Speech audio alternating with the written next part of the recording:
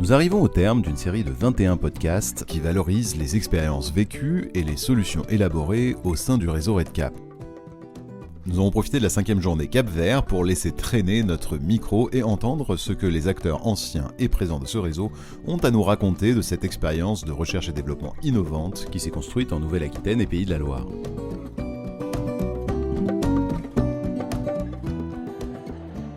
Dans une ambiance festive et sérieuse, nous sommes reçus par Hugues Caillat de l'INRAE sur le domaine de Lusignan. Vous êtes ici sur l'unité expérimentale fourrage ruminant environnement de Lusignan, qui s'appelle Ferluse. Notre unité, c'est une unité qui compte 246 hectares de surface et sur lequel on teste différentes solutions pour concevoir des systèmes agroécologiques laitiers. Michael Lamy, producteur de lait de chèvre et président de l'ANICAP, a profité de l'ouverture de la journée pour rappeler les enjeux de la R&D caprine en Nouvelle-Aquitaine. Quelques mots, Michael Lamy, producteur de lait aussi, comme ça va, producteur de lait de chèvre et président de l'ANICAP. Donc ravi d'être présent pour les 10 ans de Cap-Vert, puisque les défis à relever, c'est bien les jeunes qui les porteront. Et donc à nous, filières, de travailler et d'acquérir de la connaissance pour que ces jeunes puissent relever ces défis de transition agroécologique tels qui sont chers à tout le monde et qui sont un axe de recherche fort des stations de R&D. Aujourd'hui, on a la chance, au niveau de la filière caprine, d'avoir un certain nombre de dispositifs de recherche spécifiques au caprin, que ce soit à l'INRAE et à l'IDEL. C'est une vraie chance. C'est une vraie chance et peut-être aussi dans un territoire comme où on est aujourd'hui, ce qu'on appelle les zones intermédiaires, où l'élevage disparaît quand même progressivement. On ne peut que le constater. Et aujourd'hui, c'est quelque chose qui est lent quand même. Mais aujourd'hui, on commence à en mesurer un certain nombre de conséquences assez majeures, des conséquences économiques, des conséquences sociales, des conséquences agronomiques, avec dans certaines micro-régions ou des régions un peu plus grandes, des modèles qui sont un petit peu mis en difficulté, parce que peut-être trop tournés vers le végétal, trop spécialisés, beaucoup moins de résilience, une exposition beaucoup plus forte au changement climatique, des sols qui s'appauvrissent parce qu'il n'y a plus les fumures. Et clairement, oui, l'élevage est souvent quand même critiqué, attaqué, et pourtant, et nous, il y a un certain nombre dans lesquels on est convaincus, l'élevage c'est la solution, et notamment dans ces zones intermédiaires. Donc on a la chance d'avoir un dispositif de recherche tourné dans l'élevage sur ces zones intermédiaires, et il faut le mettre en avant, parce que c'est vrai, l'élevage est la solution.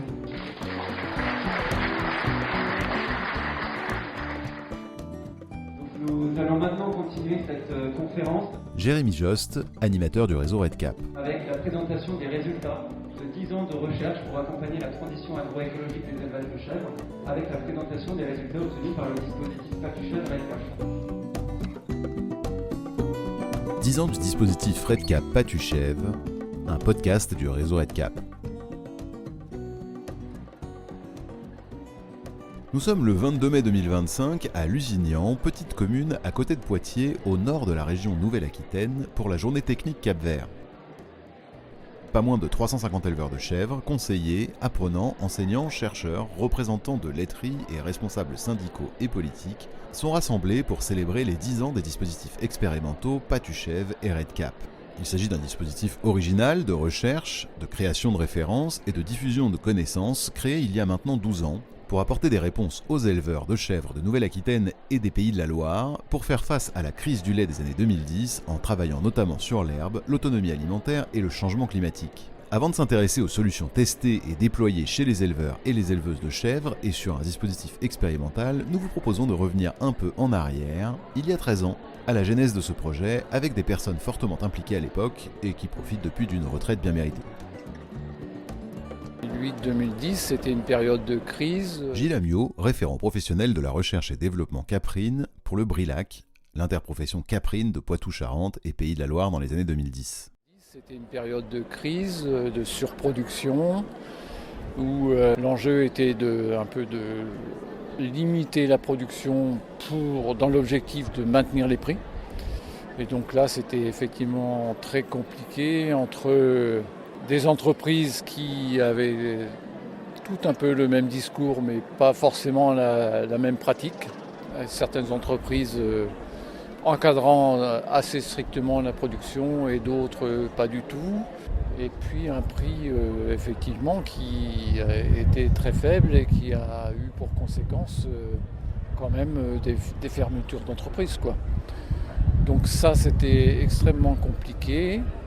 On était aussi dans un système de production où beaucoup de gens étaient dans des systèmes consommant beaucoup de concentrés.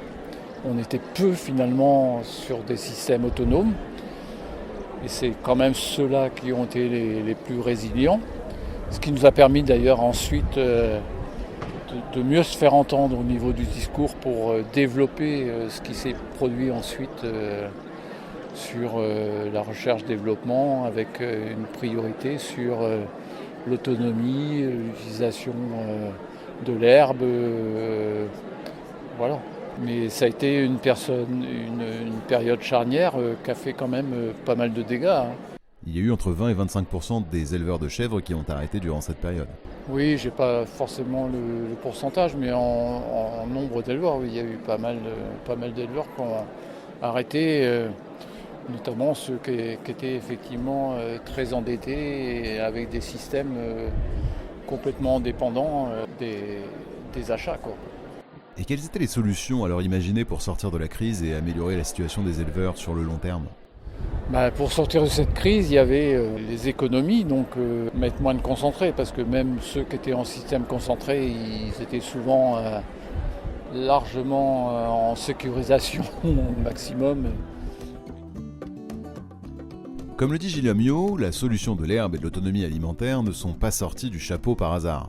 Les données Inosis Réseau d'élevage ont confirmé à l'époque que les systèmes caprins les moins dépendants des achats d'aliments distribuaient plus d'herbe à leurs chèvres et moins de concentré. Cette herbe était proposée le plus souvent sous forme de foin, la rémunération des éleveurs était globalement meilleure. L'augmentation du prix des intrants touchait aussi ces élevages, mais moins fortement que ceux qui étaient plus dépendants de ces intrants alimentaires. Et là, ici, il y avait un troupeau de chèvres. Il y avait un troupeau de chèvres qui avait été mis en place en 1971. Avec Bernard Broca de l'Institut de l'élevage. Bernard Leboeuf, ingénieur de recherche à INRAE à Lusignan de 1972 à 2012. Et c'était un partenariat INRA-Institut de l'élevage avec l'objectif initial de tester la valeur des fourrages. La chèvre était juste un instrument de mesure pour tester la valeur des fourrages.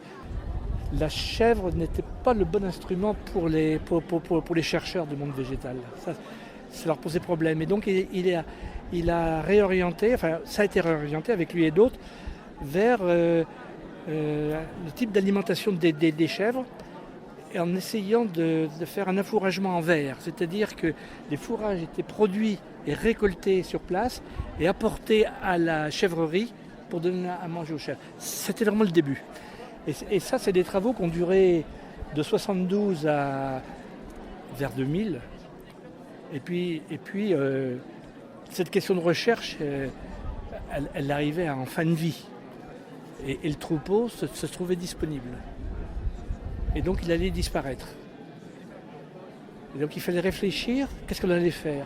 Soit on laissait disparaître ce troupeau de chèvres au cœur d'une région caprine, avec des problématiques quand même qui intéressaient la recherche du point de vue de l'alimentation. Voilà. Et qu'est-ce qu'on allait faire ? Et c'est à partir de là qu'on a commencé à réfléchir avec Philippe Guillouet, qui était le directeur de l'unité. Ça a commencé comme ça. Et donc le titre « Pas tu chèvre », c'est pas tuer les chèvres. C'est ça, pas tuer les chèvres. C'est pas tuer les chèvres. Et bon, on a commencé à discuter.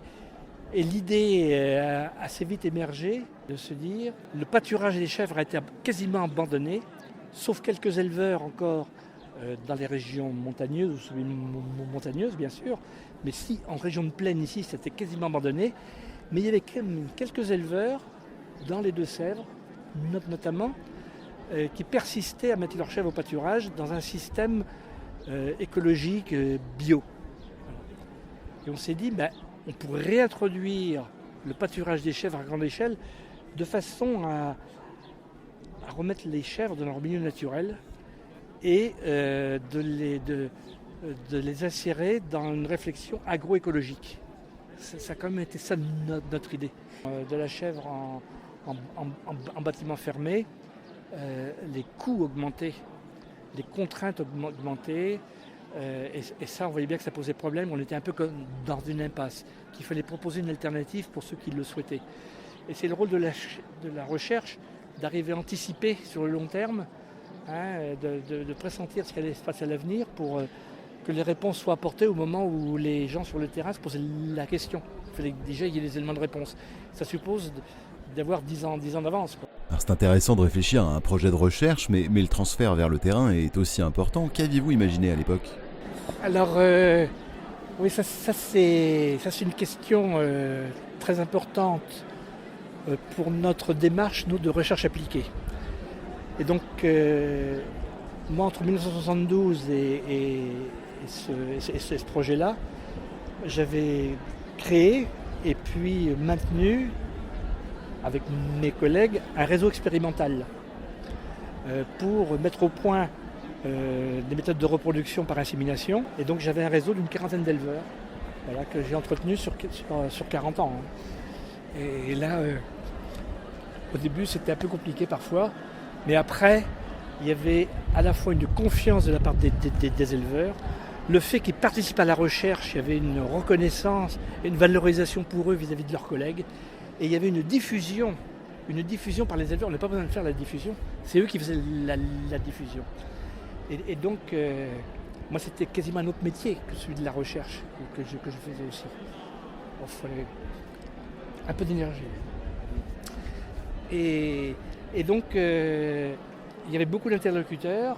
Le réseau était très large et dépassait largement mon cadre repro. Si bien que ce nouveau projet, quand il est arrivé, on s'est dit aussitôt, il faut que ce soit validé par nos partenaires et il faut qu'on expérimente avec les éleveurs et avec les techniciens pour que ce soit applicable le plus vite possible en élevage et qu'il y ait même une partie de l'expérimentation qui puisse se passer en élevage. Pour nous, c'était tout à fait normal. Il n'y avait pas besoin d'y réfléchir longtemps parce qu'on avait tellement gagné avec ces réseaux-là qu'il fallait continuer sur ce système-là. Et on a contacté les partenaires et on a discuté. Alors, Gilles Lamieux, il me racontait ça, qu'on s'était réunis plusieurs fois en se disant est-ce que l'on part ou est-ce que l'on ne part pas sur la chèvre de pâturage. Ça, quand même, hein, on a réfléchi ensemble et on a fait valoir chacun son point de vue. Et ils ont dit banco, on part. Et puis il y avait Franz Genot, évidemment, qui a joué un rôle assez important parce que lui, il connaissait le réseau des quelques éleveurs qui étaient déjà au pâturage et qui avaient plein de questions. Plein de questions, mais qu'il n'y avait personne pour répondre à leurs questions. Et alors tout de suite, ils ont été d'accord pour s'intégrer et être autour et suivre, et puis se dire les résultats, on va se les approprier, on va peut-être tester chez nous ce qui est possible, puis on va participer à la diffusion. Donc ça s'est fait assez naturellement. Il n'y a pas eu besoin de réfléchir longtemps pour décider de créer ce réseau. Il y avait une prise de parole tout à l'heure de quelqu'un qui disait il faut toujours parfois on est confronté à la recherche. Dans les stations de recherche, les résultats qui sont obtenus ne sont pas toujours transposables en élevage. Il y en a qui l'a repris à la fin dans les conclusions. Eh bien, avec un réseau qui est complètement intégré avec la recherche, finalement l'expérimentation elle se continue dans le réseau. Et pour la diffusion, après, les mises au point sont faites et ça se développe. Ça, c'est formidable, ça. Maintenant que nous avons eu la genèse de ce dispositif et une présentation rapide, laissons Hugues Caillat nous présenter la première brique de ce dispositif original et complémentaire de recherche et de développement, à savoir l'expérimentation système Patu-Chèvre menée à Lusignan, près de Poitiers. Donc Hugues Caillat, ingénieur de recherche à INRAE, je suis donc responsable de l'expérimentation système Patu-Chèvre depuis 2012. Alors cette expérimentation vise à répondre à la question quel système d'élevage permettrait une meilleure autonomie en intrants, et ce principalement énergétique, mais toutefois sous contrainte de production. Et donc, quand on a démarré cette expérimentation, on a mis l'hypothèse que l'herbe pouvait être un atout pour gagner en durabilité en conciliant les performances économiques, environnementales et sociales. Et donc, c'est en avril 2013 que l'expérimentation système Patuchev a démarré. Et puis tout ce travail il a été mené en complémentarité avec le réseau REDCap. Dans quel cadre scientifique s'inscrit l'expérimentation système Patuchev ? Alors le cadre scientifique qui a été appliqué pour conduire cette expérimentation, ça a été d'appliquer les principes de l'agroécologie en élevage. Alors ces principes ont été définis par notre collègue Bertrand Dumont d'INRAE et avec 5 grands principes. Le premier, c'est gérer la santé animale de manière intégrée. Le second consiste à baisser les intrants en utilisant les processus écologiques. Le troisième, de réduire les pollutions en bouclant les cycles. Le quatrième, d'utiliser la diversité pour accroître la résilience. Et enfin, le cinquième consiste à préserver la biodiversité en adaptant les pratiques. Alors le dispositif expérimental que l'on a mis en place pour essayer de répondre à cette question, c'est tout d'abord d'avoir des systèmes en polyculture élevage.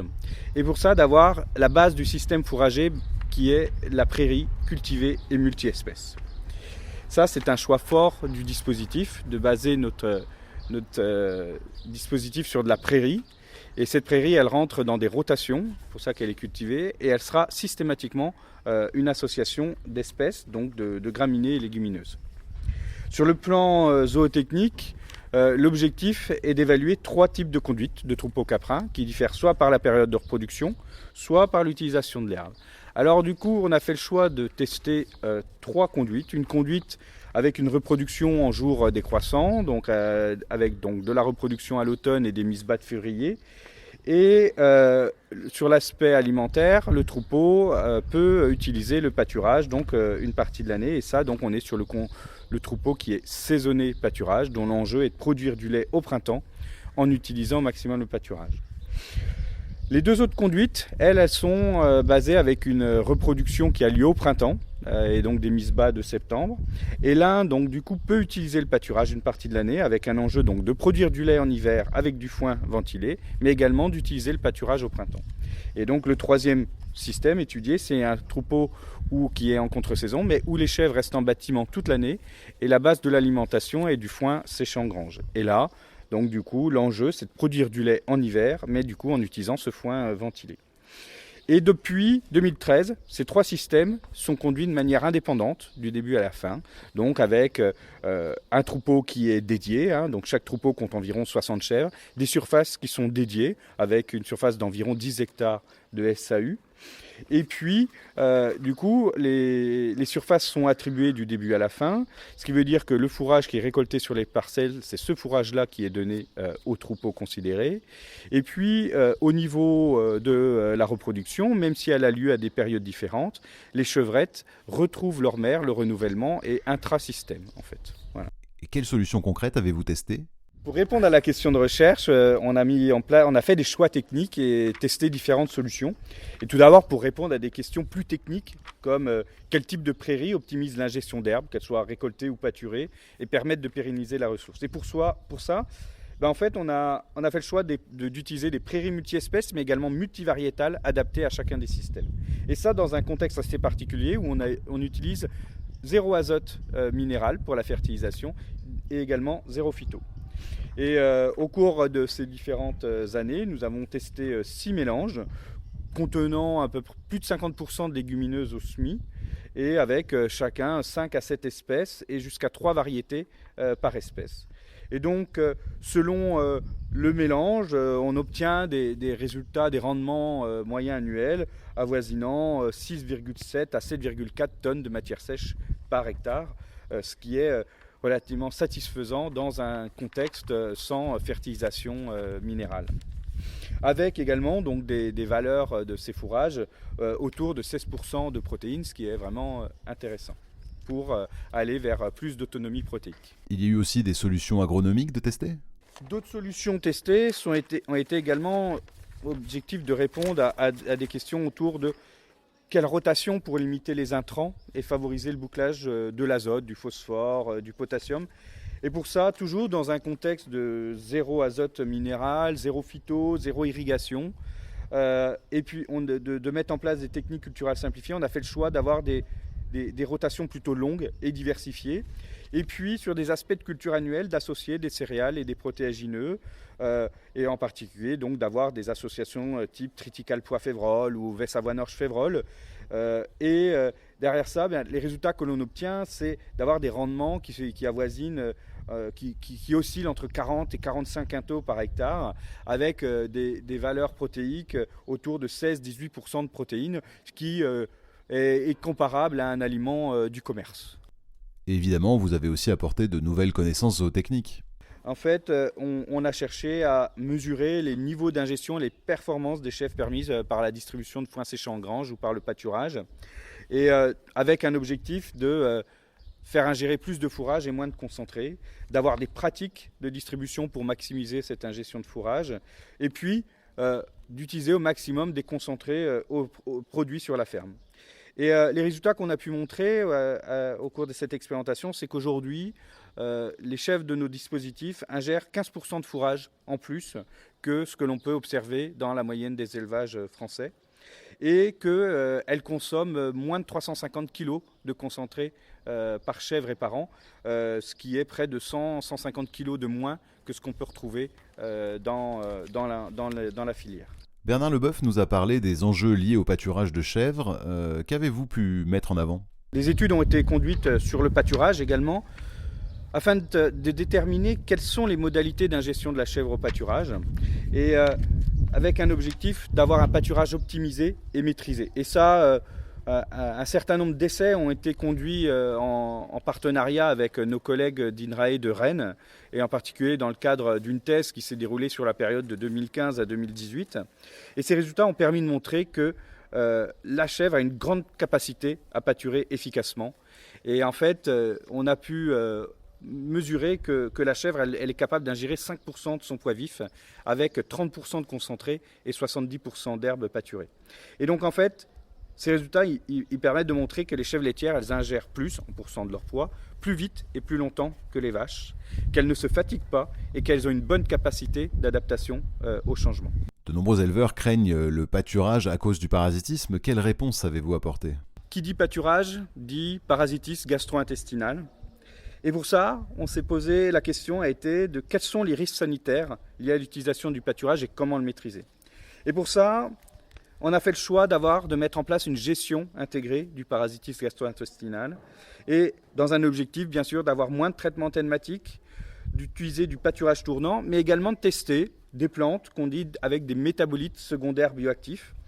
Et un exemple de plante contenant ces métabolites, c'est le sainfoin qui contient des tanins condensés.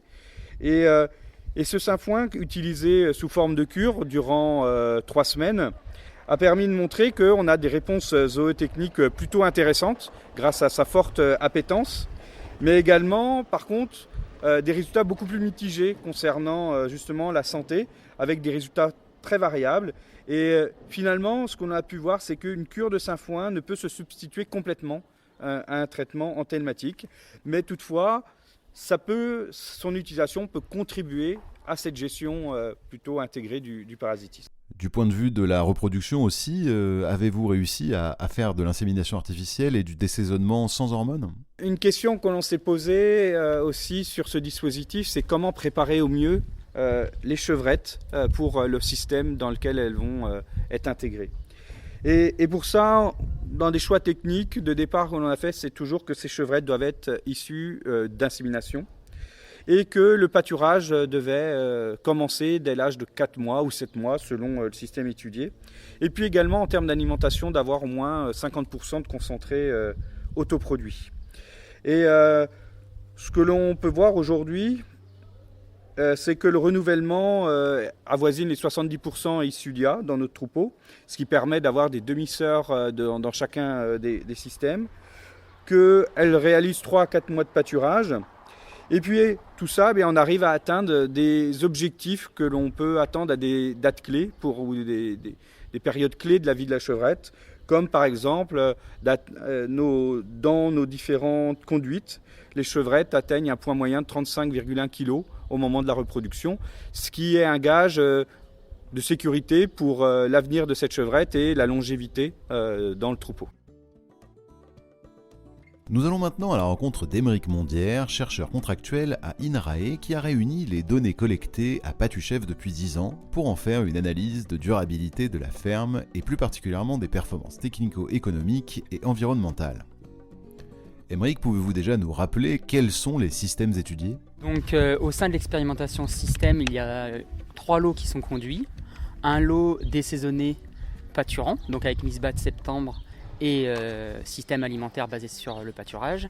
Un lot désaisonné en bâtiment, donc Misbat septembre avec système alimentaire basé sur le foin et restant toute l'année à l'intérieur. Et un 3e lot qui lui est saisonné, donc avec Misbat février et qui pâture lui aussi. L'expérimentation système Patuchèvre s'était fixé des objectifs en termes d'alimentation, 80% d'autonomie alimentaire, plus de 65% d'herbes ingérées et moins de 375 grammes de concentré pour produire 1 litre de lait, des objectifs aussi de production laitière et de performance économique. Les systèmes étudiés ont-ils atteint leurs objectifs ? Donc l'objectif principal final était un objectif d'une rémunération de 2 SMIC par UMO pour l'ensemble des 3 fermes. Donc en termes de résultats, ce qu'on a pu voir, c'est que sur les 2 dernières campagnes, donc la moyenne des campagnes 2022-2023, on avait une autonomie alimentaire globale qui atteignait quasiment l'objectif de 80% pour l'ensemble des 3 fermes, donc la ferme saisonnée et les 2 fermes désaisonnées. Pour ce qui est de l'autonomie en concentré, c'était un peu plus délicat. On n'avait pas atteint l'objectif de 65% d'autonomie en concentré. Et par contre, pour la part de fourrage dans la ration, on avait une part de fourrage dans la ration supérieure à 65%, donc on avait atteint les objectifs. Donc ces objectifs d'autonomie étaient finalement quasiment atteints grâce à des choix techniques faits sur la ferme et notamment une optimisation de la ressource herbagère. Justement, quelle est la part de fourrage dans la ration ?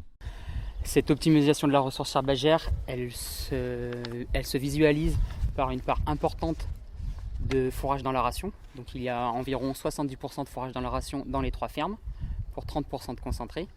Et la spécificité qu'il y a entre les 3 fermes, c'est qu'au sein de la ferme saisonnée pâturante, donc la ferme avec les Misbat de février et au pâturage, on a une part plus importante de fourrage dans la ration, notamment due à plus de pâturage dans cette ferme-là, plutôt que dans l'autre ferme pâturante, et bien sûr plus de pâturage que dans le système bâtiment. Donc cette optimisation de la ressource en herbe, elle a aussi permis d'avoir des consommations en concentré très faibles, donc aux alentours de 350 kg de concentré par chèvre suitée et par an pour les 3 lots, donc avec peu de différence entre les 3 lots. Par contre, quand on passe à la quantité de concentré par litre de lait, on voit que les systèmes pâturants consomment moins de concentré par litre de lait que le système bâtiment. On a un facteur de 10% entre les deux et finalement une consommation en concentré par litre de lait d'environ 390 grammes par litre de lait aux alentours de 400 grammes par litre de lait pour les systèmes pâturants et aux alentours de 435 grammes par litre de lait pour le système bâtiment. Donc on a des systèmes qui sont beaucoup moins consommateurs de concentré que le système que les références de la filière, que ce soit les références des systèmes alimentaires basés sur le pâturage ou les références des systèmes alimentaires basés sur le foin de luzerne. Donc finalement, dans chacune des 3 fermes Patuchèvre, on a une concentration plus faible que dans les moyennes de la filière. Et maintenant que le suspense est à son comble, est-ce que vous pouvez nous dire quels sont les résultats économiques obtenus ? Et donc cette utilisation optimisée de la ressource herbagère qui permet une consommation plus faible de concentré permet aussi d'avoir des systèmes rémunérateurs. Quand on passe au niveau économique, on voit que nos systèmes désaisonnés, donc qu'ils soient pâturants ou bâtiment ou au bâtiment, ont des niveaux de rémunération équivalents à ceux des groupes intermédiaires du système d'alimentation foin de luzerne des références. Par contre, ce qui est intéressant, c'est qu'on voit que le système pâturant saisonné, lui, a des niveaux de rémunération beaucoup plus importants, avec 2,4 SMIC par UMO. Donc on est au-dessus des objectifs de la filière fixés à 2 SMIC par UMO. Pourquoi on a cette différence entre le lot saisonné pâturant par rapport aux 2 autres lots ? Cette différence est principalement due à une production plus importante, aux alentours de 900 litres de lait par chèvre par an pour ce lot-là, pour plutôt aux alentours de 800 litres pour les 2 autres fermes pâtus-chèvres. Et aussi, donc on a d'une part une plus grosse production et d'autre part des charges moins importantes, notamment des charges liées à l'alimentation achetée et à la mécanisation qui sont moins importantes dans ce lot-là que dans les 2 autres. Et au final, si on compare les résultats de pâtus-chèvres aux résultats de la filière, en termes de rémunération, on peut voir que le lot saisonnier pâturant permet aux agriculteurs de mieux se rémunérer, donc aux alentours de 2,4 SMIC par UMO, tout en ayant une production équivalente aux références filières moyennes des systèmes livreurs du centre-ouest. Et quel bilan peut-on faire de ces résultats ? Donc le bilan qu'on peut faire de cette expérimentation, c'est qu'on a réussi à répondre à la question initiale qui était d'identifier des systèmes herbagers permettant une meilleure autonomie en intrants sous contrainte de production. Donc ce qu'on peut voir en particulier avec les systèmes saisonniers pâturons, c'est qu'on a des systèmes d'élevage qui peuvent optimiser leurs ressources en herbe à travers l'utilisation du pâturage et donc permettre une diminution de la consommation concentrée tout en maintenant des niveaux de production équivalents à ceux de la filière et en ayant des résultats économiques, en particulier en termes de rémunération, plus intéressants. Alors au bout de 12 ans d'expérimentation, en fait... Hugues Gaillat, ingénieur de recherche à INRAE et responsable du dispositif expérimental pâtus-chèvres. L'élément qu'on peut affirmer, c'est que l'herbe est un atout pour la compétitivité des élevages caprins. En fait, ce qu'on a pu voir avec l'ensemble de ces résultats, c'est que l'herbe constitue un atout pour les élevages en étant productif et économiquement viable. Et on a montré que la chèvre, c'était un animal qui pouvait ingérer beaucoup d'herbe, que ce soit en foin ventilé ou pâturé, mais également que ces conduites étaient en mesure de relever le challenge de l'autonomie alimentaire en utilisant moins de ressources et en ayant des performances laitières élevées. Toutefois, dans des systèmes pâturants, on voit que la maîtrise du parasitisme gastro-intestinal reste un point crucial sur lequel il faut encore travailler.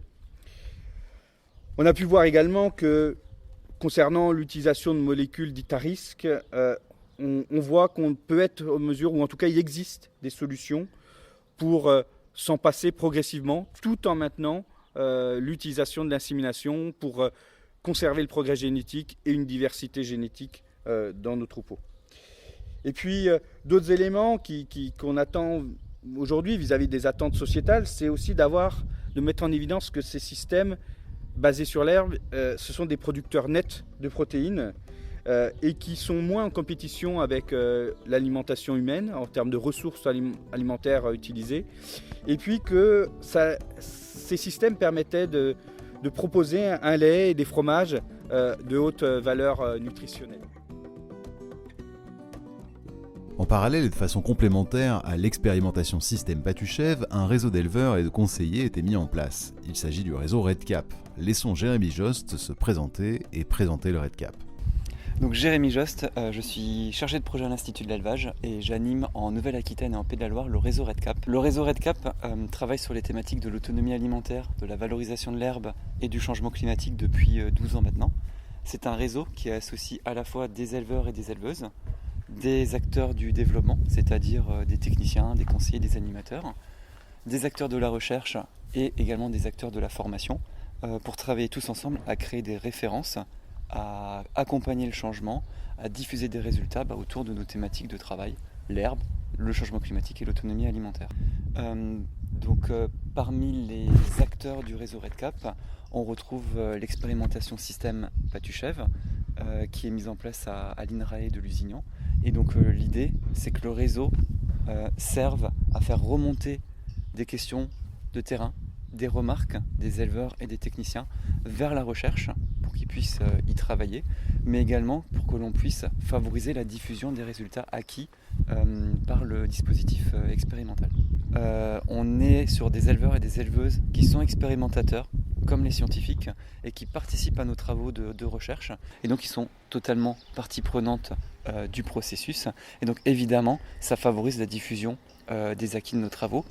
Donc on a 120 éleveurs qui ont été des éleveurs expérimentateurs, ça veut dire qu'ils ont mis en place des essais, comme à l'INRAE, Évidemment, le protocole était adapté, on ne faisait pas le même nombre de suivis, la même densité, mais le fait de les impliquer permettait d'avoir une diversité de contextes pédoclimatiques, de conduite et d'utilisation pour être un peu plus représentatif de la réalité.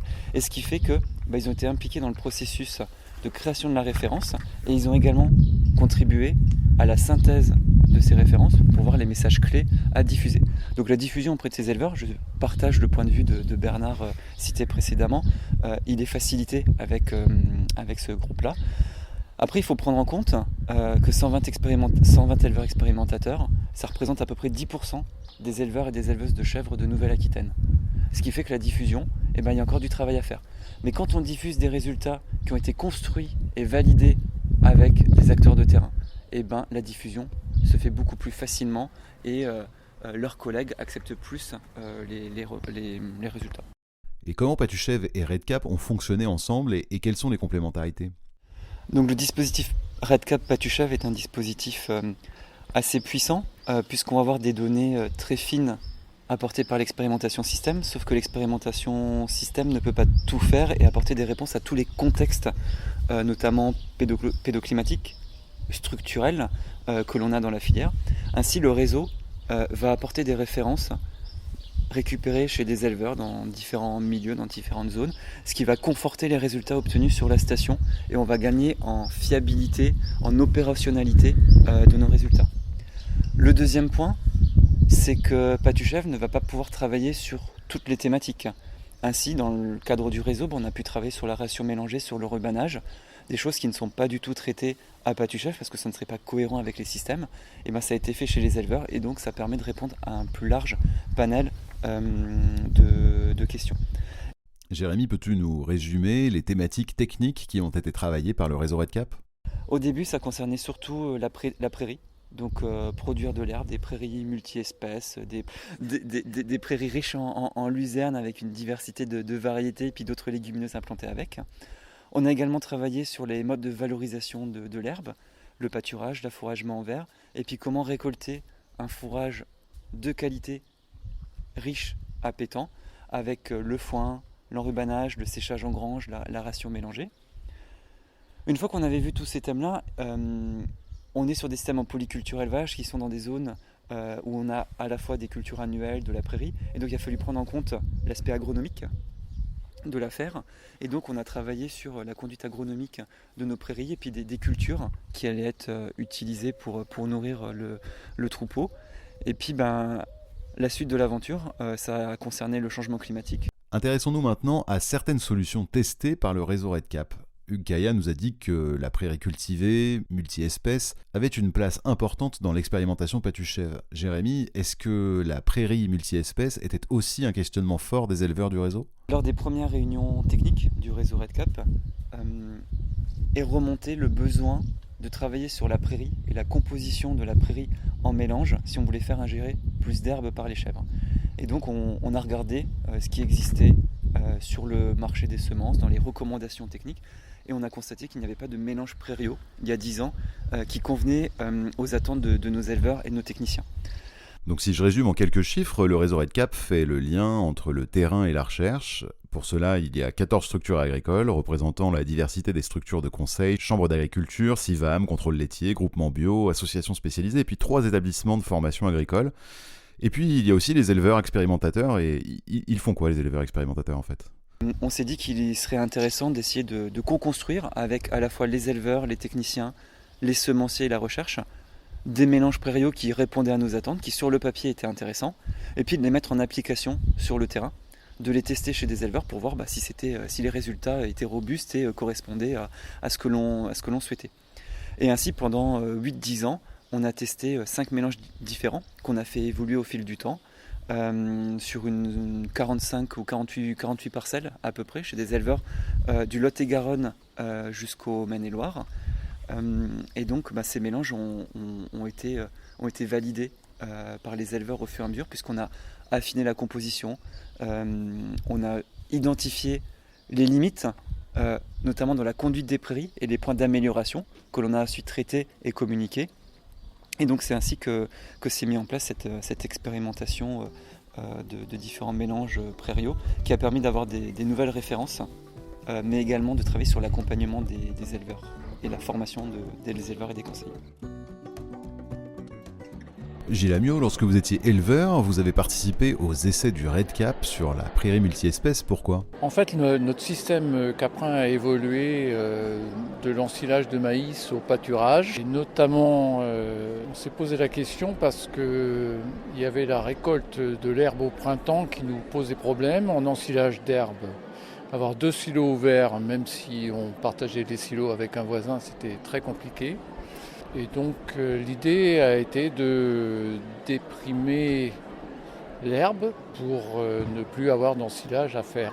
Et puis quand on a commencé à déprimer, en fait les chèvres ont continué à pâturer et petit à petit on est passé en système pâturage. Et là se pose forcément la question de la qualité du fourrage pâturé et donc du mélange de la prairie multi-espèces. Donc on a commencé à se poser des questions là-dessus, à expérimenter, à évidemment mettre de la légumineuse en proportion. Et quelles espèces étaient implantées ? Donc on avait deux types de prairies multi-espèces, une courte raigra trèfle violet et puis une plus complexe qui visait plutôt 4, 5, 6 ans. Où il y avait trèfle blanc, trèfle violet et voire un peu de luzerne. On n'hésitait pas à se poser des questions, donc on se les posait un peu sur tout. À la fois, bon, sur la qualité de mise en place, j'avais de l'expérience, donc ça je savais qu'il fallait faire très attention, que c'était pas la peine de, chez nous, faire de la luzerne après le 10 septembre, voilà, c'était pas la peine. Il y a des choses que je savais sur la mise en place, donc c'est pas là-dessus qu'on se posait le plus de questions, c'est plus sur effectivement le type de mélange, parce que entre ce qu'on met et ce qu'il y a au bout de 2 ans, ça peut évoluer assez rapidement. Sur la récolte, pas trop. Par contre, sur la fertilisation et notamment la première année, on a un peu expérimenté. Et comme moi je suis j'aime bien expérimenter, j'ai carrément essayé de ne pas du tout mettre d'azote sur la première récolte, la première année. Et j'ai trouvé ça plutôt bien, donc j'ai continué. Comment se passait la mise en place des essais REDCap sur votre exploitation ? Ce qu'on a su très rapidement, mais ça on le savait même avant que REDCap existe, c'est que sur une prairie longue durée, il ne faut pas mettre de raigra. Parce que rapidement il emporte les choses et on n'est plus sur une longue durée mais sur une courte durée. Et puis moi j'avais l'expérience sur nos terres rouges du fait que si on mettait du dactyle, au bout de 3 ans on n'avait plus que ça. Donc ça je l'ai défendu et tout de suite on est parti sur des bonnes bases. Donc après on a affiné mais on a affiné quoi. Quel retour aviez-vous lors de ces essais ? On avait les comptages, les analyses et puis le résultat global de ce qui se passait aussi chez les collègues. Ukaya nous disait tout à l'heure qu'il était satisfait des métailles obtenues à Patuchèvre. Mais j'imagine que selon la nature du sol, l'année et l'objectif des éleveurs, on n'implantent pas forcément toujours le même mélange. Jérémy, le réseau s'est-il également emparé de ce sujet ? On a eu 2-3 techniciens qui en réunion nous ont parlé des métailles, donc les mélanges de céréales et de protéagineux, qui étaient récoltés en grains et qui étaient distribués aux chèvres. Et puis ils identifiaient qu'il y avait quelques éleveurs qui en faisaient, mais pas beaucoup, mais qu'il y avait des choses à travailler. Et donc on a pris la balle à la volée, et donc on a pris un stagiaire d'école d'Agri qui nous a fait une étude bibliographique et technique et qui a fait une enquête. À l'époque c'était auprès de 15 éleveurs, répartis un petit peu partout sur Poitou-Charentes et puis le sud des Pays de la Loire, qui faisaient du métail, et l'idée c'était de voir quelles étaient leurs questions, qu'est-ce qu'ils faisaient. Et donc ce stagiaire, la conclusion de son travail, il s'appelait Rémi, c'était de montrer, ça a été de montrer qu'il y avait une lacune de connaissances sur cette thématique-là, et des attentes des éleveurs pour avoir des références. En gros, savoir ce que le voisin y faisait. Sauf que le voisin qui en faisait, il était à 1 heure ou 1h30 de route de chez lui, donc ça faisait un petit peu loin. Et donc on a mis en place un dispositif assez original et léger.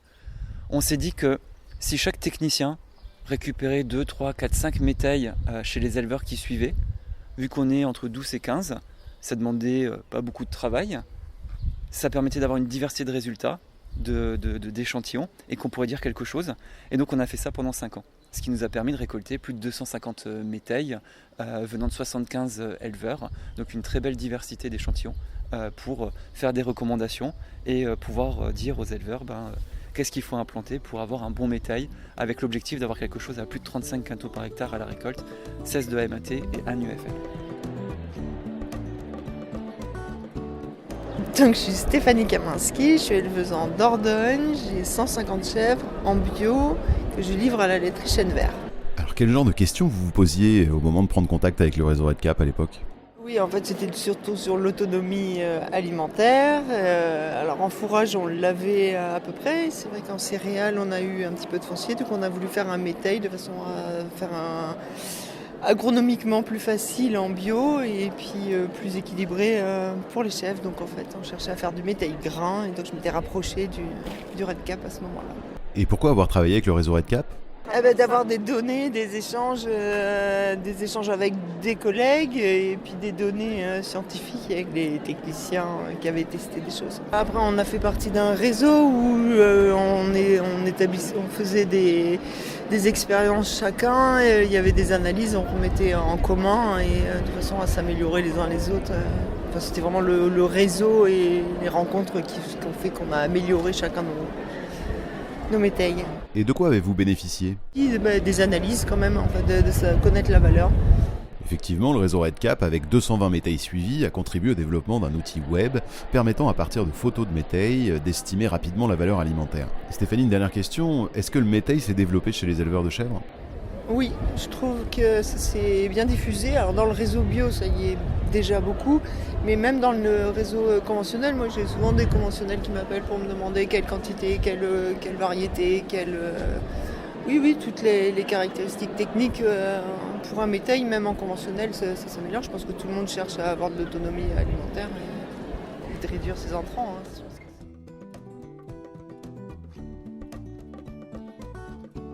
Jérémy, revenons vers toi. Vous avez aussi travaillé sur le séchage en grange, le pâturage, l'enrubanage, l'agronomie. On ne va pas tout lister ici, mais à chaque fois, vous avez mixé, suivi en élevage, visites et réunions pour valoriser plus d'herbe dans la ration des chèvres en limitant les concentrés. À partir de 2019, vous avez ajouté un objectif, prendre en compte les conséquences du réchauffement climatique et donc projeter les solutions testées à l'horizon 2030-2050. Jérémy, est-ce que vous pouvez nous présenter comment vous vous êtes projeté dans le futur ? Donc entre 2012 et 2019, on a travaillé à développer des systèmes caprins qui valorisaient l'herbe et l'autonomie alimentaire. Et à ce moment-là, une fois que ça avait bien avancé, on s'est dit qu'il fallait quand même prendre en compte le changement climatique, parce que les conséquences allaient être assez fortes sur le système fourrager, sur la capacité à produire des aliments sur la ferme. Et donc pour essayer de trouver des solutions d'adaptation au changement climatique, on s'est dit qu'on allait travailler avec des groupes d'éleveurs. Et donc on a mobilisé sur 3 ans 10 groupes d'éleveurs en Nouvelle-Aquitaine et en Pays de la Loire avec leurs conseillers. Et l'idée a été de leur présenter tout d'abord l'évolution du climat, ce à quoi ils allaient être confrontés en 2050, ce qui est demain. C'est quand même des plus 1,5 degré, 2 degrés, une évolution de la pluviométrie, des températures estivales qui allaient monter de plusieurs degrés, donc des conséquences assez fortes. Et ensuite on leur montrait les projections d'évolution de la pousse de l'herbe. Une pousse de l'herbe qui allait être plus précoce, plus forte au printemps, avec un creux d'été beaucoup plus marqué. Et puis à l'automne, c'était soit ça passe, soit il n'y a pas grand-chose. Et donc à partir de ces informations-là, on les a fait discuter, débattre, pour identifier des leviers d'adaptation. Tout d'abord du système fourrager, mais également au niveau du système de culture et de la rotation. Et puis avec certains sujets, on a même digressé autour du bâtiment, autour de la fromagerie, pour aborder tout le système d'élevage. Et c'est cela un éleveur expérimentateur. Il teste, mesure et transmet les références acquises collectivement. Donc David Thiraud, je suis éleveur caprin dans le Nord-Charente, à Villefagnan, en ERL, tout seul, avec 2 salariés. On voit bien l'évolution, on voit l'évolution du climat, on voit tout ça et on se dit est-ce qu'on ne peut pas améliorer les choses une pousse de l'herbe qui est différente en fait, c'est ça, par rapport à il y a 15 ans on va dire, une pousse de l'herbe qui est plus au printemps et moins l'été. Alors racontez-nous votre travail de réflexion pour vous projeter dans le climat de demain. On est une douzaine d'éleveurs, sur un grand territoire, je vais dire un rayonnement d'une trentaine de kilomètres. On a pu échanger déjà en premier lieu sur nos pratiques, déjà, sur nos rotations, ce qui était important aussi dans nos différents types de sols. Et chacun a essayé de voir ce qu'il pouvait apporter sur son exploitation et essayer des expérimentations à grande échelle. On se donne plus facilement la possibilité de faire de l'enrubanage par rapport à avant. Ça apporte forcément un petit peu de modification dans l'organisation du travail, mais on se rend compte que certaines variétés justement sont intéressantes en enrubanage, donc on peut faire une dernière fauche en enrubanage ou une première fauche en enrubanage plus tôt, ce qui permet d'améliorer un petit peu la ration. Nous l'avons vu dans le début de notre reportage, le réseau RedCap a pour ambition de mettre en réseau les acteurs de la filière caprine autour de la thématique de l'herbe, en lien avec l'expérimentation Patuchèvre. De nombreuses solutions et connaissances nouvelles ont été testées et validées. Mais l'objectif n'est pas d'en rester là, le réseau RedCap a aussi comme mission de diffuser tous ces résultats. Jérémy, dis-nous-en un peu plus sur comment collectivement vous accompagnez les éleveurs sur ces questions, en commençant peut-être par la journée technique Cap-Vert qui nous rassemble aujourd'hui. Donc aujourd'hui c'est la 5e édition de la journée technique Cap-Vert. C'est une journée technique qu'on a créée il y a 10 ans maintenant pour diffuser nos résultats. Donc ça c'est un premier levier de diffusion de nos travaux. Cap-Vert, son ADN, c'est des ateliers à la fois riches sur le fond, des nouvelles connaissances apportées, des nouvelles références apportées, mais également sur la forme, une vraie réflexion sur les méthodes d'animation pour transmettre les messages, rendre les sujets abordés plus attractifs et faire en sorte qu'ils soient mieux intégrés et pris en compte par les éleveurs et aussi les futurs éleveurs, les apprenants qui sont fortement présents. Évidemment, on a communiqué avec d'autres supports. On a réalisé une trentaine de plaquettes et de guides techniques qui synthétisent des connaissances que l'on a acquis dans le cadre du dispositif, mais également qui synthétisent les travaux menés par d'autres, parce que c'est bien de valoriser tout ce qui est fait régionalement, nationalement, voire au-delà. On a réalisé régulièrement des fermes ouvertes. On est évidemment présent lors du salon Caprinov, le salon international de la chèvre qui se passe à Niort tous les 2 ans avec l'espace Capritech. On fait également énormément de formations, donc formation des conseillers, mais également des éleveurs et puis des apprenants. On travaille également beaucoup à partager les méthodes d'accompagnement, donc de conseils individuels et collectifs. Chaque conseiller va pouvoir régulièrement témoigner sur ce qu'il a mis en place, comment il a mis en place un accompagnement. Et puis on en discute, on partage, ça donne des bonnes idées aux uns et aux autres et ça permet à chacun d'améliorer leur accompagnement des éleveurs. Et puis évidemment, on est présent à la fois sur les réseaux sociaux, mais également sur Internet avec le site redcap.terredechefs.fr qui est un site de référence technique sur l'autonomie alimentaire, l'herbe et le changement climatique avec plus de 1600 visites par mois. Alors intéressons-nous maintenant à comment les conseillers utilisent tous ces résultats dans leur appui technique auprès des éleveurs. Car un objectif du RedCap est de conforter l'autonomie décisionnelle des éleveurs et des conseillers. Pour cela, nous allons rencontrer Rémi Couvet d'Ellipse Group dans les Deux-Sèvres, Virginie Tardif de Synovia en Pays de la Loire et Valentin Pi de la Chambre d'agriculture de Dordogne, et aussi ancien stagiaire du réseau RedCap. Bonjour, je me présente, Virginie Tardif, je suis conseillère d'entreprise chez Synovia et j'ai intégré le réseau RedCap depuis 2012. Je suis dans les premières à être arrivée. Dans mon métier de tous les jours comme conseillère d'entreprise, j'ai des visites qui sont intégrées à mon conseil et du coup ça rentre. Alors grâce au RedCap, c'est rentré naturellement dans mon conseil et les thématiques que l'on a travaillées avec le RedCap, elles étaient, ça me semblait logique en fait parce que c'est toujours dans l'intérêt de l'agriculteur et ça permet de gagner et de garder une certaine autonomie. Un certain pouvoir aussi pour l'agriculteur de se dire voilà, je suis plus autonome et j'ai cette sensibilité aux intrants qui est moins marquée. Et quelles actions techniques te sont le plus utiles ? Alors on a eu plusieurs actions qui m'ont permis de gagner en compétences et puis de répondre à des problématiques d'éleveurs. On a travaillé sur le foin séché en vrac, les métailles. Et ça, ces références, en fait, on avait systématiquement des références bovin-lait ou bovin-viande. Et donc, on était un peu démunis pour donner l'intérêt à l'agriculteur de se dire si, il faut y aller, on a des références. Pendant plusieurs années, le réseau RedCap a animé un groupe d'une vingtaine d'éleveurs de chèvres produisant du foin séché en grange. Les éleveurs venaient de Bretagne, de Pays de la Loire, du centre, du Poitou-Charentes et aussi de Midi-Pyrénées. Ils avaient tous des questions sur ce système de production de fourrage qu'ils appréciaient, mais qui n'était pas aussi performant qu'espéré. Ainsi, pendant plusieurs années, ce groupe s'est réuni, a échangé et des suivis ont été réalisés chez eux pour objectiver les échanges. Et c'est vrai aussi pour le foin ventilé au niveau des élevages caprins. On avait des données globales, générales. Et le fait d'avoir monté un groupe plutôt national, ça a permis de voir déjà de confronter les agriculteurs ensemble parce qu'ils sont souvent seuls. Là, ça leur a permis de se confronter, de réfléchir, de regarder, toi tu fais comment, toi tu as installé quoi comme système de ferme sur tes prairies, tu adaptes ça comment par rapport à ton exploitation. Donc voilà, ça a vraiment permis de nourrir à la fois nous les techniciens et puis les éleveurs après derrière, quoi. Le réseau RedCap a aussi, si je comprends bien, permis de mieux partager les expériences et les compétences, et d'être à la fois spécialiste dans son cœur de métier et avoir une culture générale plus large. Ce qui est d'autant plus important que les élevages de chèvres sont en polyculture élevage. Complètement, oui. Quand on a des problématiques ou des questions, on sait à qui on va faire appel et on a beaucoup plus de facilité à échanger. Ouais. Non, et puis ça casse de l'isolement. Moi, ça m'a enlevé un certain isolement parce qu'on est quand même sur un secteur bien précis.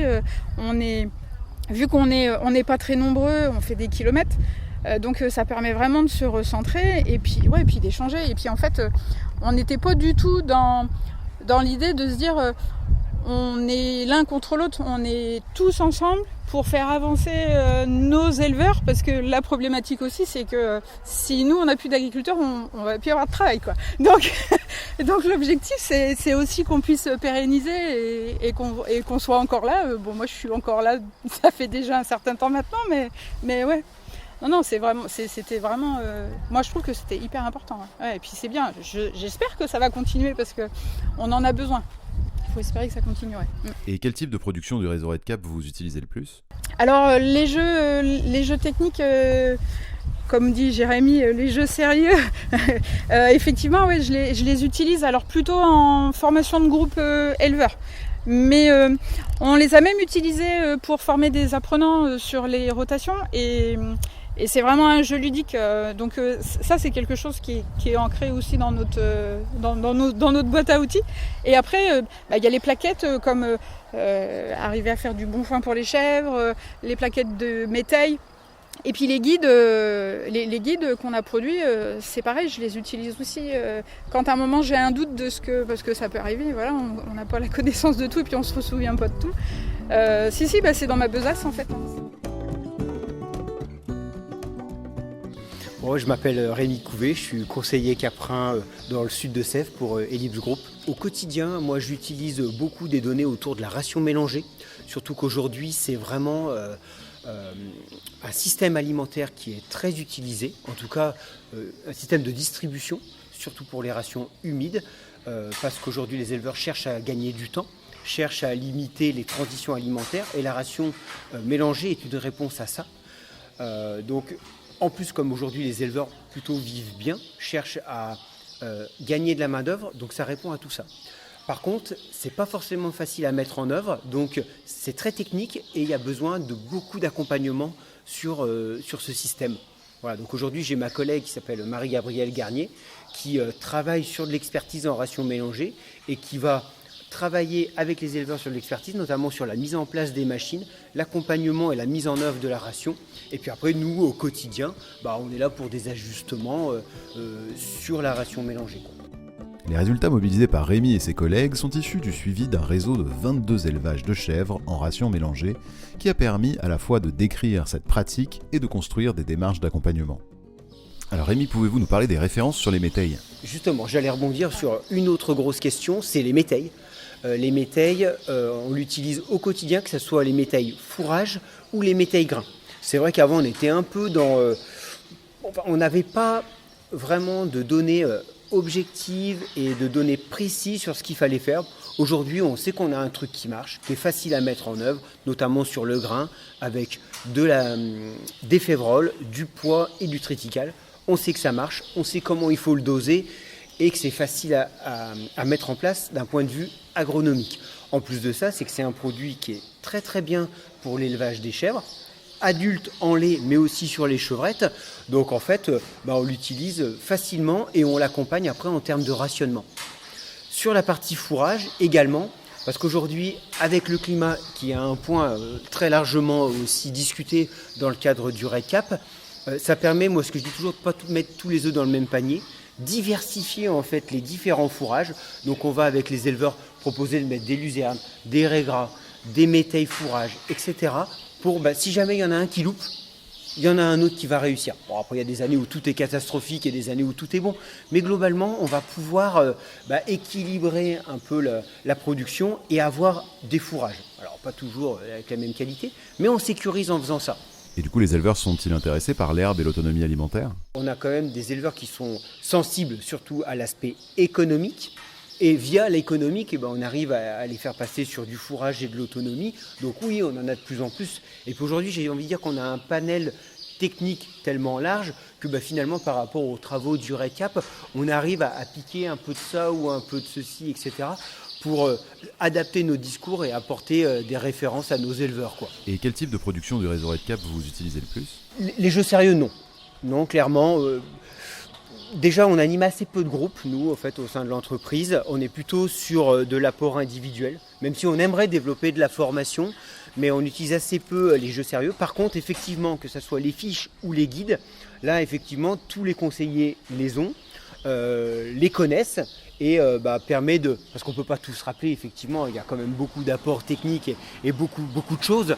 Donc au moins, j'ai une question d'éleveur très précise, je sais que la donnée existe, j'ai la référence, je prends le temps de potasser, de relire et puis d'apporter la réponse. Souvent, on n'est pas à la minute et on peut apporter la réponse à suivre. Moi, c'est Valentin Pille, donc je suis conseiller caprin à la Chambre d'agriculture de Dordogne depuis 2 ans et demi. Et comment j'ai intégré le réseau REDCap, c'est au sein de mon stage de fin d'études. Et il y avait cette partie-là vraiment sur, en gros, décrire les rotations culturales qui sont faites, comment on peut les améliorer d'un point de vue réduction d'intrants, d'un point de vue autonomie alimentaire, comment arriver à être plus autonome, réduire tout ce qui est produits phytosanitaires et intrants minéraux comme l'azote minéral, comment valoriser le compost, des choses comme ça.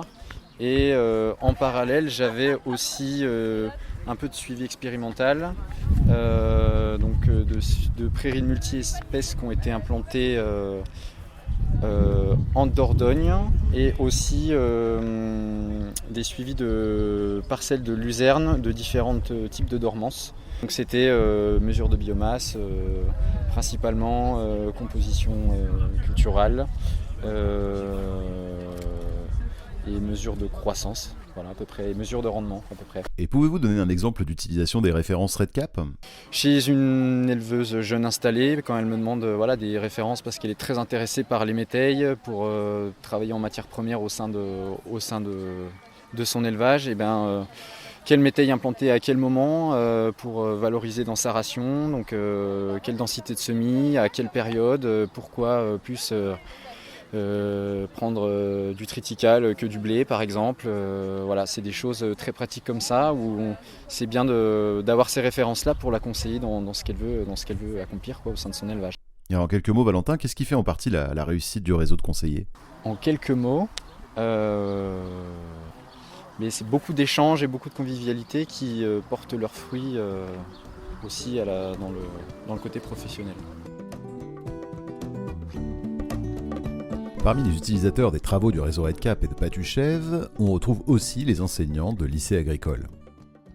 Allons échanger avec une enseignante sur son usage de ces résultats pour les apprenants qui seront les futurs éleveurs ou techniciens caprins. Donc Émilie Bonneau-Vimer, je suis enseignante au lycée agricole de Mel, dans le sud des Deux-Sèvres. J'ai également d'autres missions qui me sont allouées. J'ai une partie de mon temps qui vise à animer un projet, un réseau exactement, qui s'appelle Synergie Caprine, qu'on a mis en place au niveau de l'établissement. Et ce réseau a pour objectif de faire du lien entre la pédagogie, donc la partie enseignement, l'exploitation du lycée agricole où on a une chèvrerie avec à peu près 300 chèvres et la filière caprine. Donc ce réseau me permet, ce temps en tout cas dans l'animation de ce réseau, me permet de m'investir complètement dans la filière et d'intégrer comme ça des projets qui sont mis en place par des partenaires de la recherche et du développement. Donc au travers du réseau REDCap, on a eu l'occasion avec le lycée de rentrer dans le PEI Adaptation au changement climatique et on a créé un groupe à partir des apprenants que j'avais en formation. Donc des jeunes qui sont dans une formation qui s'appelle pratique professionnelle autour de l'atelier Caprin, qu'on ouvre à nos élèves de la seconde à la terminale. Et on a du coup réfléchi avec les jeunes, avec Jérémy Jost et des techniciens du REDCap et moi-même également, à comment adapter l'atelier Caprin face au changement climatique. Ce qui nous a permis de réaliser des données en local. Et moi aujourd'hui, donc ça c'était il y a 3-4 ans de mémoire. Et aujourd'hui, les résultats qu'on a produits, je les réexploite au travers des BTS production animale, au travers d'un module qui s'appelle Vers des systèmes caprins innovants et plus durables, dans lesquels j'ai un premier volet sur l'adaptation au changement climatique. Donc je réexploite ce qu'on a fait au travers du PEI dans ce module-là où je leur présente finalement les résultats qui ont été mis en place et ce qu'on a proposé comme levier sur l'exploitation du lycée. Donc ça permet du coup, au travers de la pédagogie, de faire du lien entre le travail des techniciens de tous les jours et les recherches qui sont faites et de pouvoir montrer aux jeunes les sujets de développement, d'actualité qui sont mis en place, en particulier sur le changement climatique. Et alors pour les apprenants du coup ? Bien du coup pour les apprenants, alors je suis aussi dans d'autres projets, pas forcément du REDCap, mais sur plein d'autres projets, mais surtout ceux-là. Ça permet finalement, de par le fait que j'ai mon temps d'animation et qu'on ait créé ce réseau en interne, ça permet aux apprenants d'être au fait des dernières innovations, de ce qui se fait dans le développement caprin. On est quand même sur un bassin très caprin ici. On a des jeunes qui viennent pour la filière caprine, on en a qui traversent la France tous les ans pour pouvoir parler du monde caprin dans nos formations. Et du coup, le fait d'être en contact régulier avec les techniciens du REDCap, ça me permet de savoir ce qui se fait, d'être parfois actrice de ces projets-là et de leur transmettre en temps réel de l'information, des outils parfois qui sont créés et d'avoir la ressource à disposition. J'ai créé par exemple un Padlet à destination de mes apprenants dans lesquels je référence tous les liens. Donc ça va de la plaquette technique aux vidéos qui peuvent être produites. Et donc je facilite le travail en fait en travers de ce Padlet.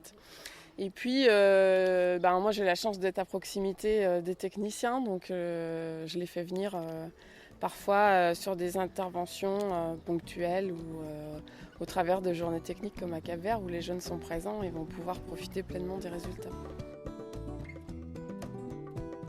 Dans cette dernière séquence, nous allons évaluer ce dispositif de recherche et développement agricole inédit. Pour cela, nous allons à la rencontre de responsables, élus locaux et professionnels pour savoir quel bilan ils tirent de Patuchèvre REDCap et du rôle de cette structuration pour accompagner la transition agroécologique des élevages caprins. Et vous entendrez un adjectif revenir très souvent. La réussite de REDCap dépendait de... Gilles Amiot, représentant recherche et développement du Brilac. Du fait qu'on mettait vraiment tout le monde autour de la table et que tout le monde travaillait sur le projet. Donc ça a été un peu compliqué. Alors l'intérêt de la filière caprine, c'est que c'est une petite filière, que tout le monde se connaît et que quand même globalement, au bout d'un moment, les gens comprennent qu'y aller tout seul, on va pas très loin, quoi. Donc ça nous a aidés.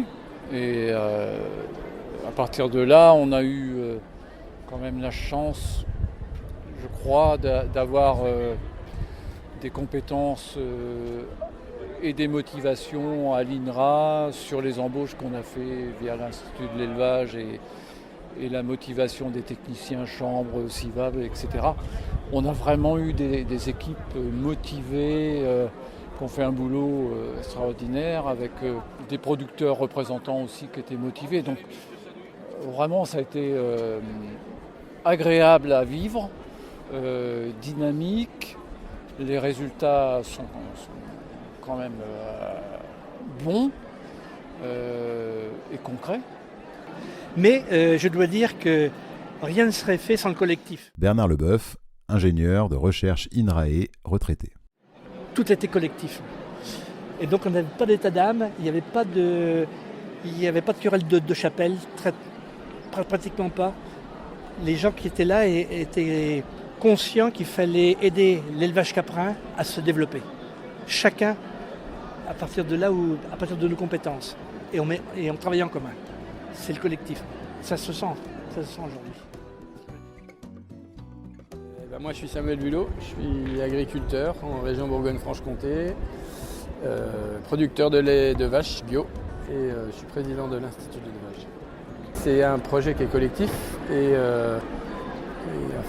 pour moi c'est la clé du succès, quoi. Quand tous les acteurs, tous les maillons, le partenariat entre IDEL et INRAE et les partenaires du développement, plus le réseau d'éleveurs, ça fait une chaîne complète. Et c'est ça, je pense, qui fait la réussite. Vous l'avez compris, l'approche collective est un facteur de réussite de ce dispositif. Et cette notion collective va bien au-delà de l'ouest de la France.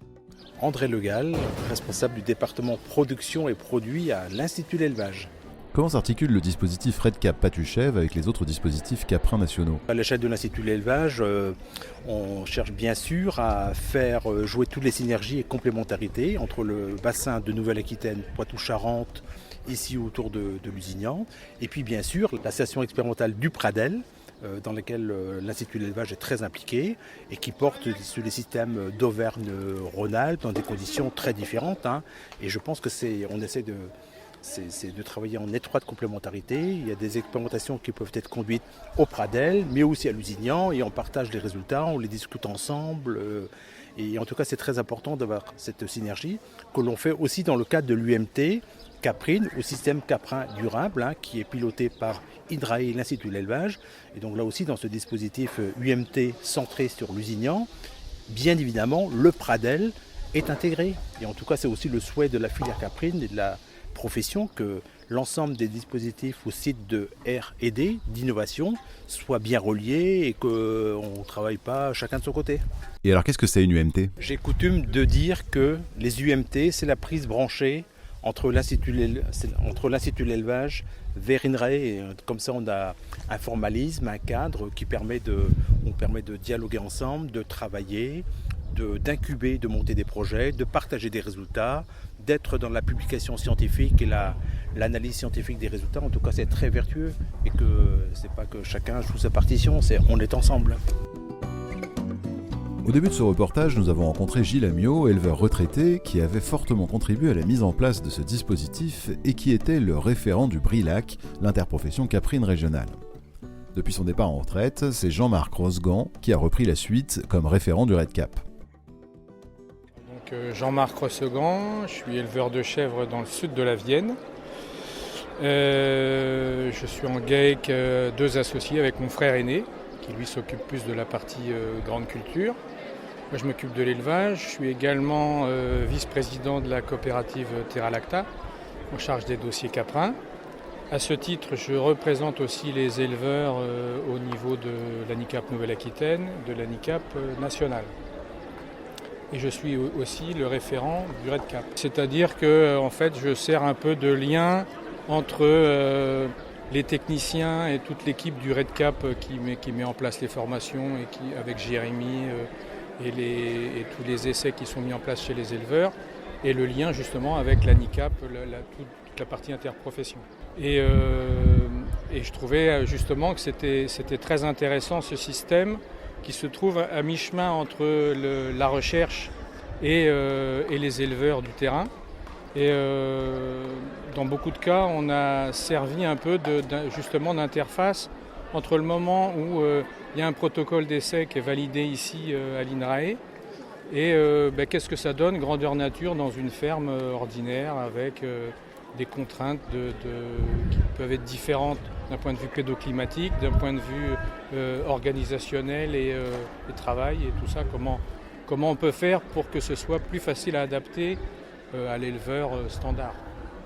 La réussite, c'est d'avoir réussi à fédérer tout le monde Le boulot qu'a fait Jérémy, c'est incroyable. Moi, je me rappelle les premières réunions où les techniciens entre eux, ils étaient en concurrence, tout simplement, sur le terrain, au niveau des contrôles laitiers, avec les chambres, tout ça. Et il ne faut pas que ce soit la recherche qui tire, et il faut que ça reste en lien étroit avec la production. Et c'est vrai qu'on a vu depuis quelques années beaucoup insister sur justement l'impact environnemental. Et en fait, si on tire vraiment cette ficelle, on arrête de produire de l'élevage et on va améliorer la situation, sauf qu'on ne produit plus.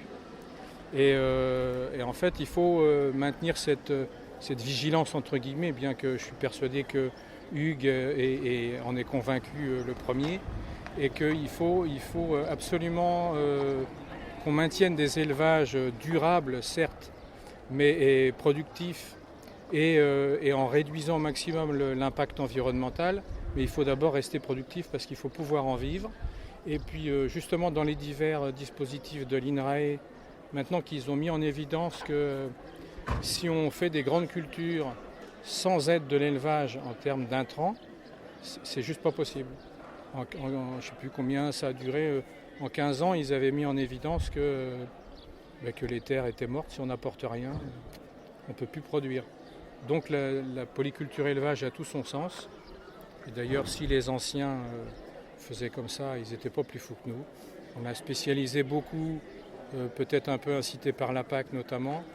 Et je pense que dans nos zones intermédiaires, c'est capital de rester sur ce système-là. Parce que nos chèvres ont besoin des terres, mais les terres ont besoin de nos chèvres aussi, ou de l'élevage en général, parce qu'il y a des interactions qui sont capitales dans nos systèmes. Et en termes de durabilité aussi, parce qu'on voit bien, nous là, localement, les 2 dernières années très humides, avec des résultats catastrophiques en céréales. Si on n'avait pas eu l'élevage, on ne s'en serait pas sorti. Enfin, on voit qu'il y a beaucoup de céréaliers qui sont en grande difficulté. Et il y a d'autres années où c'est l'inverse, où on a eu des problèmes sur le troupeau, et c'était des années où c'est au contraire les céréales qui ont porté le système. Donc c'est vraiment le système pour moi le plus résilient. Le réseau REDCap et Patuchèvre ont bénéficié de financements des régions Poitou-Charentes, Nouvelle-Aquitaine et des Pays de la Loire. Allons questionner une élue de la région sur ce dispositif.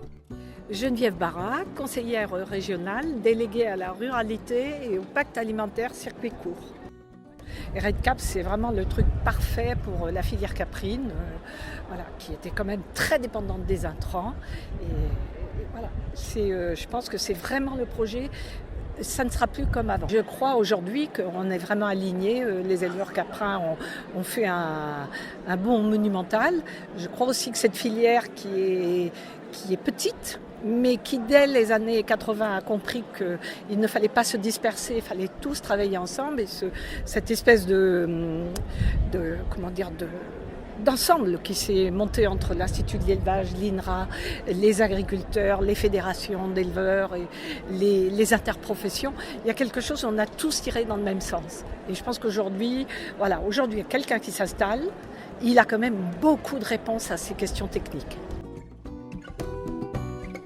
Aymeric Mondière, vous avez réalisé l'analyse de la durabilité des systèmes de l'expérimentation Patuchèvre. Est-ce qu'il y a des pistes d'amélioration de la durabilité des systèmes étudiés ? On peut quand même citer des pistes d'amélioration à l'avenir, en particulier d'un point de vue environnemental, en se demandant comment on peut maintenir ces performances de production en diminuant les émissions de gaz à effet de serre. Au sein de Patuchèvre, finalement, on a des émissions de gaz à effet de serre qui sont équivalentes à ceux de la filière, aux alentours de 1,4-1,6 kg de CO2 par litre de lait en émissions brutes. Et un deuxième point d'amélioration serait plus réfléchir à la façon d'augmenter le potentiel de biodiversité au sein de la ferme à travers des infrastructures agroécologiques ou autres. Hugues Caillat, quels sont selon vous les défis pour demain ? Des défis concernant l'adaptation au changement climatique, la diminution de l'empreinte environnementale, tout ça en restaurant la biodiversité. Il reste également à développer des solutions face aux controverses à venir par rapport à l'élevage, en particulier autour de cette compétition feed food, mais également autour de l'élevage des chevreaux, de la longévité des chèvres. Et puis un point très important qui est peut-être moins technique, mais c'est l'attractivité du métier d'éleveur, pouvoir avoir un métier qui reste attractif, lié en termes de technicité, mais également en termes de charge de travail.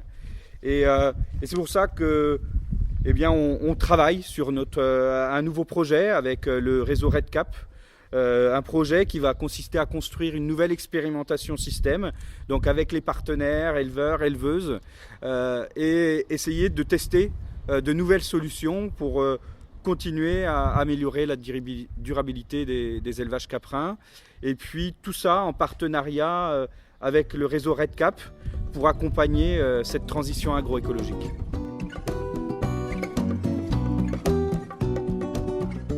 Voilà, nous arrivons à la fin de ce reportage. Merci aux acteurs et actrices de ce dispositif original d'accompagnement de la transition agroécologique des élevages de chèvres en Nouvelle-Aquitaine et Pays de la Loire.